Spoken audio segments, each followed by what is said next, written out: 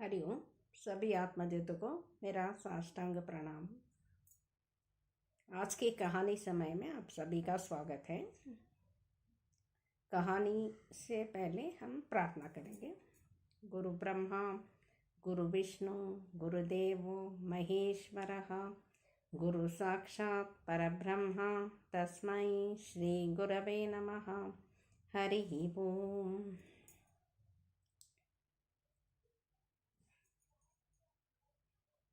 आज का कहानी अरुणगिरी नादर करके एक तमिलनाडु के महान के बारे में कहानी है।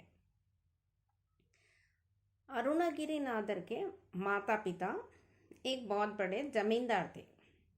उनके पास बहुत पैसा था। छोटेपन से अरुणगिरी नादर को पढ़ाई में इतना दिलचस्प नहीं था। उनको पढ़ाई अच्छी नहीं लगती थी। वे घर में ही रहते थे और एक युवा होने के बाद उनको पत्ते खेलना, वैश्या के घर जाना, इसी में उनका दिल लगा हुआ था। पीना, वो सभी गलत आदत में पड़ गए थे और उनके माता पिता के बोलने के बाद में भी वो अपने आदत से नहीं छूटे। इसी दुख में उनके माता पिता मर गए। उनकी एक बड़ी बहन थी। बड़ी बहन विधवा हो गई थी, इसलिए वो इनके घर में ही रहती थी। अरुणगिरी नादर उनके घर में ही रहती थी।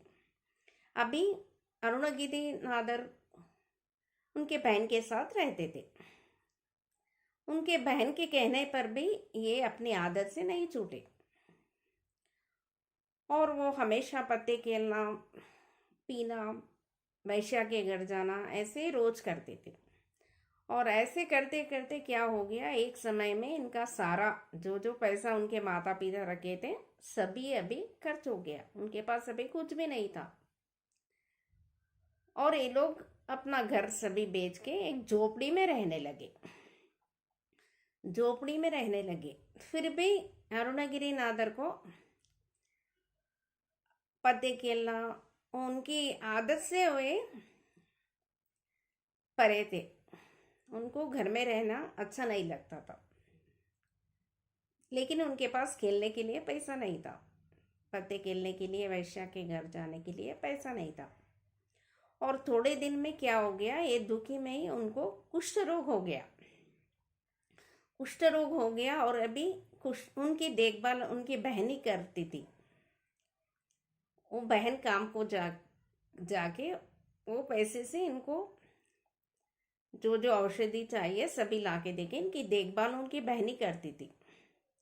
ऐसे थोड़े दिन हो गया, लेकिन उनका मन वैश्या के पास जाने में ही था। एक दिन उन्होंने क्या किया, उनका इच्छा बहुत तीव्र हो गया।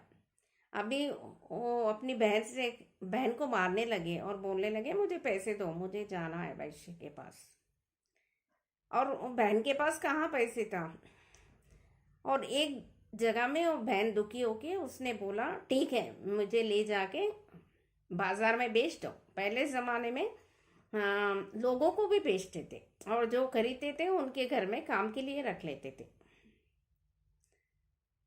ये सुनते कि अरुणगिरी नादर को बहुत दुख हो गया और उन्होंने सोचा, ठीक है, जब मैं मेरे आदत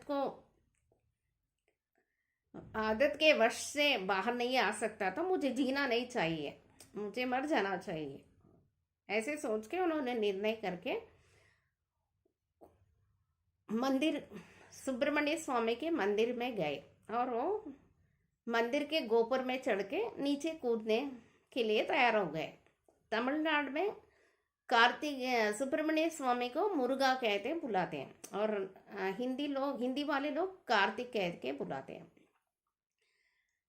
जब वो सिद्ध हो गए कूदने के लिए, लेकिन कूदते समय उन्होंने मुर्गा करके कार्तिकेय सुब्रमण्य का नाम लेके कूदा। तब स्वयं सुब्रमण्य आके उनको हाथ में ले लिए और वो बच गए। अभी भगवान उनको बोलने लगे, ये तुम्हारा पुराना जन्म का कर्म था वो अभी ठीक हो गया, अभी तुम पुनर्जन्म ले चुके हो, मैंने तुम्हें बचाया है, अभी तुम जियो। तुम ये जन्म में मेरी भक्ति के गुणगान को प्रबल करने के लिए पैदा हुए हो। तब अरुणगिरिनाथर बोलते हैं, मैं तो पढ़ा लिखा ही नहीं हूँ, कैसे मैं आपके भक्ति के गाने लिखूं। तब स्वयं सुब्रमण्य ही उनको आशीर्वाद देते हैं, दिव्य दृष्टि देते हैं और बोलते हैं, ठीक है अभी तुम मेरे बारे में गीत लिखो। थोड़ी देर ऐसे बैठे रहते हैं अरुणगिरिनाथर। तब सुब्रमण्य स्वामी बोलते हैं उनसे, ठीक है मैं ही तुम्हें पहला पल्लवी बोलता हूँ, लिखो करके। पहला पल्लवी सुब्रमण्य स्वामी शुरू करके देते हैं और ये बहुत सारे गाने लिखते हैं। और उनका जीवन का लक्ष्य था तमिलनाडु में जो जो मंदिर है सुब्रमण्य स्वामी के, सभी मंदिर जाके वहाँ पर थोड़े दिन रह के वहाँ की मूर्ति के बारे में गीत लिखना। ऐसे हर जगह जाके हर सुब्रमण्य स्वामी की मूर्ति को देखकर इन्होंने बहुत सारे गीत लिखे हैं। इन्होंने 1500 के ऊपर गीत लिखे हैं। लेकिन हमारे भारत में वो मुस्लिम की दाढ़ी हुई, ब्रिटिश लोग आए, इसमें क्या हुआ, इन्होंने इतने गीत लिखने से भी वो सभी गीत कहीं यहाँ वहाँ गुम हो गया। अभी सिर्फ 502 गीत ही बचे हैं।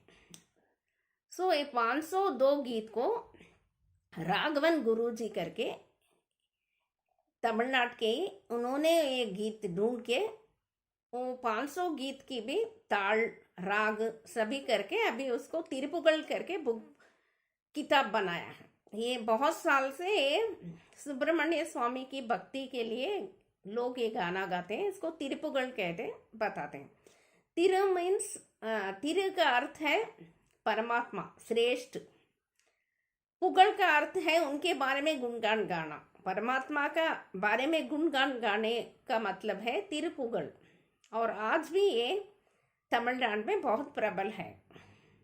ये कौमार सुब्रमण्य के भक्ति लोग सभी लोग गाते हैं और ये सभी भजन के रूप में सभी जगह ये संप्रदाय चल रहा है। ये कहानी से हमें क्या पता चलता है, चाहे हम कितने भी पापी हो, भगवान से हमारे मन से जब हम भगवान से क्षमा मांगते हैं तो स्वयं भगवान ही हमें उद्धार कर देते हैं। भक्ति से ही हमारा मुक्ति है। आप सबको एक कहानी पसंद आई होगी।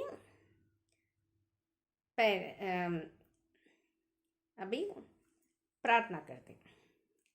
असतो मा सद्गमय तमसो मा ज्योतिर्गमय मृत्योर्मा अमृतंगमय। ओम शांति शांति शांति। हरि ओम।